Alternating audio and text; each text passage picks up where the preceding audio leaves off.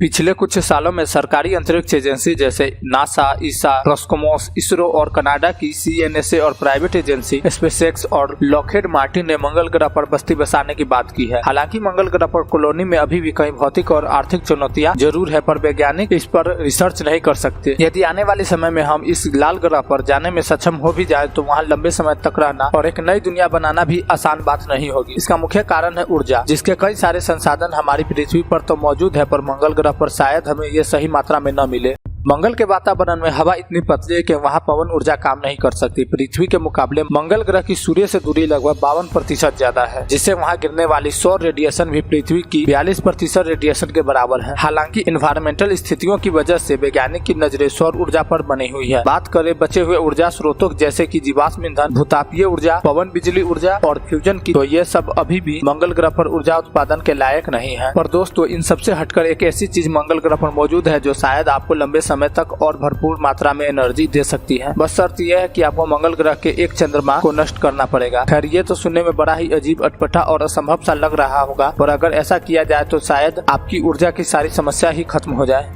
जैसा कि आपको पता ही होगा कि किसी भी चलती वस्तु में उसकी गतिज ऊर्जा मौजूद रहती है, जिससे हम चाहे तो अलग अलग तरीके से हासिल कर सकते हैं। फोबोस के साथ ही हम ठीक वैसा ही कर सकते हैं। किसी रस्सी यानी न टूटने वाली और न मुड़ने वाली रस्सी को अगर फोबोस से जोड़ दिया जाए तो शायद ऐसा किया जा सकता है। खैर, ये संकल्पना वैज्ञानिकों के लिए कोई नई बात नहीं है। मंगल की सतह से सामान को भेजने और वापस लेने के लिए ऐसा पहले भी सोचा जा चुका है। करीब 5820 किलोमीटर की एक मजबूत केबल या रस्सी को फोबोस की मंगल की साइड पर जोड़ दिया जाए और उसका दूसरा छोर मंगल ग्रह के वातावरण में छोड़ दिया जाए तो यह हिस्सा करीब 530 ms की तेज गति से घूमने लगेगा। इस हिस्से के आसपास से बहने वाली हवा 1 वर्ग मीटर में 150 किलोवाट की ऊर्जा पैदा कर सकती है। ऐसे में हर मंगल ग्रह पर एक 20 मीटर व्यास वाली टरबाइन लगा दी जाए तो यह बहने वाली हवा से करीब 50 मेगावाट की ऊर्जा पैदा कर सकती है, जो एक शहर के लिए शायद काफी है। ये टरबाइन किसी आम टरबाइन जैसी न होकर एक सुपरसोनिक टरबाइन ही होनी चाहिए। जाहिर सी बात है कि रस्सी या केबल से जुड़े होने के बाद और टरबाइन के प्रभाव से फोबोस पर भी काफी बड़ा असर पड़ेगा।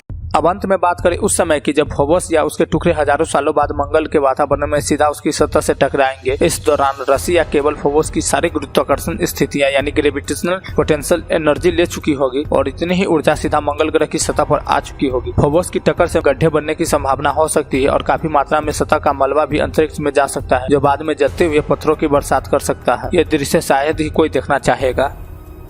जैसा कि आपको पता ही होगा कि मंगल ग्रह के 2 चंद्रमा है जो हमारे सौर मंडल में सबसे छोटे हैं। यह है फोबोस और डिमोस, जिसमें फोबोस आकार में डिमोस से थोड़ा बड़ा है और मंगल की सतह से मात्र 6000 किलोमीटर की दूरी पर परिक्रमा करता है। यह चंद्रमा किसी दूसरे चंद्रमा के मुकाबले अपने ग्रह से सबसे ज्यादा करीब है। फोबोस का परिक्रमा काल मंगल की रोटेशन से काफी कम है, जिसकी वजह से यह चंद्रमा अपने ग्रह से करीब आता जा रहा है। हर 100 सालों में फोबोस मंगल के लगभग 2 मीटर और करीब आता जा रहा है और करीब 5 करोड़ सालों में ये तो मंगल से टकरा जाएगा या फिर नष्ट होकर अपने आसपास एक शनि ग्रह की तरह अंगूठी या बड़े आकार बना लेगा। इसके अलावा फोबोस का द्रव्यमान हमारे चंद्रमा से 70 लाख गुना कम है, पर मानवीय आयाम में यह काफी ज्यादा भारी भरकम पिंड है। अब सवाल यह आता है कि क्या इस रफ्तार से घूमने वाले चंद्रमा से भला हम मंगल ग्रह पर ऊर्जा कैसे हासिल कर सकते हैं।